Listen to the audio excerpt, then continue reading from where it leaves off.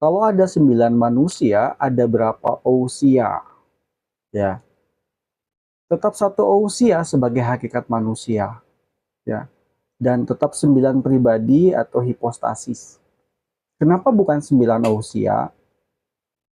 Karena ousia itu bicara apa sesuatu itu, bukan berapa jumlah individunya.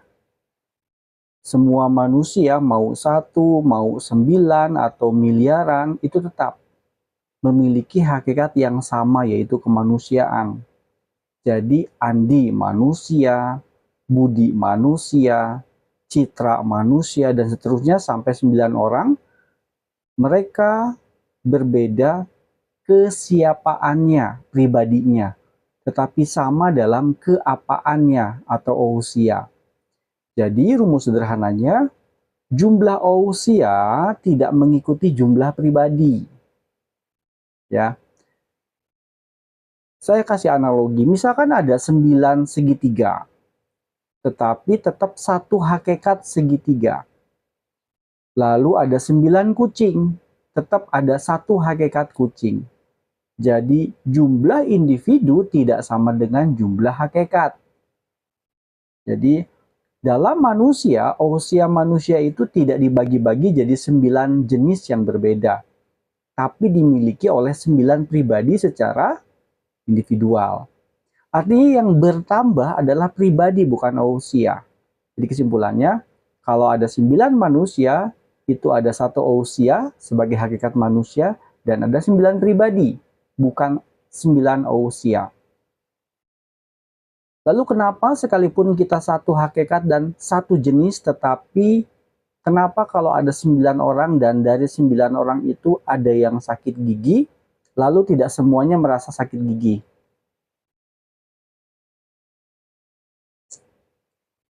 Ya, kita semua punya satu ousia atau hakikat manusia, tetapi hakikat itu dimiliki secara individual oleh tiap pribadi. Akibatnya, yang mengalami sesuatu adalah pribadi, bukan hakikat secara umum. Kenapa tidak semua ikut sakit gitu ya? Misalkan 9 orang lalu satu orang sakit gigi. Sakit itu terjadi pada tubuh tertentu dan dirasakan oleh kesadaran pribadi tertentu. Jadi rasa sakit itu tidak berada di hakikat manusia secara umum, tetapi di individu konkret. Jadi prinsip kuncinya, hakikat itu umum atau shared atau dibagikan, berbagi, sedangkan pengalaman itu partikular atau milik pribadi. Ya, kalau kita bayangkan semua manusia punya kemampuan merasa sakit, ini dari hakikat. Tetapi siapa yang benar-benar sakit ini tergantung kondisi per individu. Jadi kemampuan itu datang dari hakikat, sedangkan pengalaman aktual itu milik pribadi masing-masing. Lalu kenapa bisa begitu?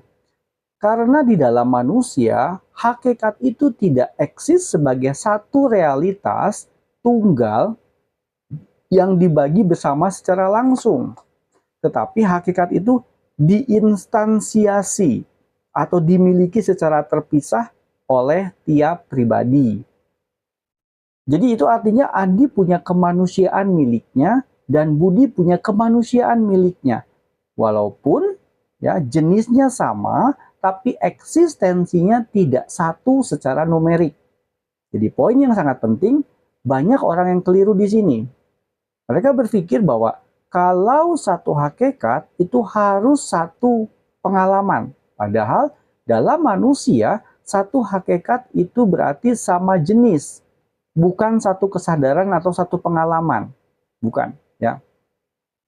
Kesimpulannya berarti kalau ada 9 manusia, maka mereka punya hakikat yang sama sebagai manusia. Tetapi masing-masing adalah pribadi yang berbeda. Maka pengalaman baik rasa sakit, rasa senang, dan lain-lain tidak dibagi bersama. Jadi ringkasannya, kesatuan hakikat tidak berarti kesatuan pengalaman. Karena pengalaman selalu milik pribadi, bukan milik hakikat secara umum. Demikian, semoga membantu dan Tuhan Yesus memberkati.